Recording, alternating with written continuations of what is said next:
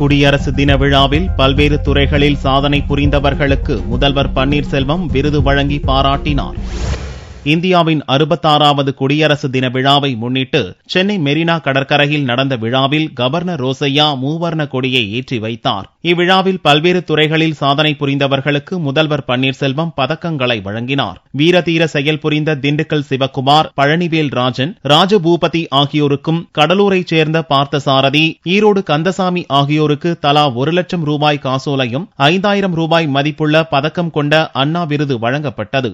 திண்டுக்கல் மாவட்டம் நிலக்கோட்டை தீயணைப்பு மற்றும் மீட்பு பணி நிலையத்திலிருந்து உயிர் மீட்பு அழைப்பில் 3 உயிர்களை உயிருடன் காப்பாற்றியமைக்காக குடியரசு தினத்தன்று மாண்புமிகு முதல்வர் அவர்கள் கைப்படையில் பதக்கங்களும் மற்றும் சான்றுகளும் பெறப்பட்டதற்கு எங்கள் துறையில் நாங்கள் பணிபுரிந்ததற்கு மிக மகிழ்ச்சி அடைந்து, வேளாண் துறையில் சிறப்பாக மகசூல் செய்த துரைசாமி என்பவருக்கு 5 லட்சம் ரூபாய் காசோலையும் 3500 ரூபாய் மதிப்பிலான பதக்கமும் வழங்கப்பட்டது.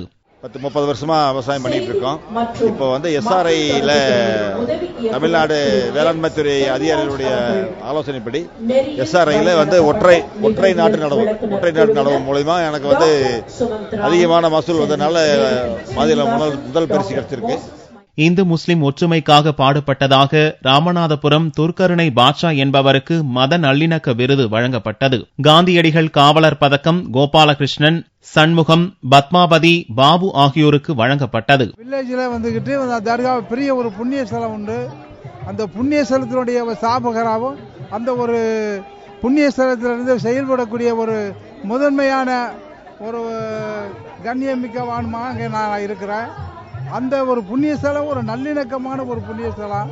அந்த நல்லிணக்கத்தை மேலும் மேலும் நாங்கள் சிறப்பிக்கணும் அப்படிங்கிறதுக்காக என்னுடைய சொந்தமான சில இதுகளை அரசுக்கு என்னுடைய நிலங்களை வழங்கியிருக்கிறேன்.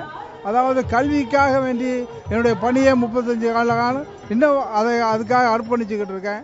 கடந்த 2013ஆம் ஆண்டு காங்கேயம் மதுவிலக்கு சம்பந்தமாக போலி மதுபான தொழிற்சாலை கண்டுபிடித்ததற்காகவும் 1 கோடி ரூபாய்க்கு மேலாக போலி மதுபான தொழிற்சாலையில் போலி லேபிள்கள், மதுபானங்கள் எல்லாத்தையும் கண்டுபிடித்து அளித்ததற்காகவும் இந்த விருது அரசால் வழங்கப்பட்டுள்ளது. விருது பெற்றவர்கள் அனைவரும் தங்களுக்கு பெருமகிழ்ச்சியாக இருப்பதாக தெரிவித்தனர்.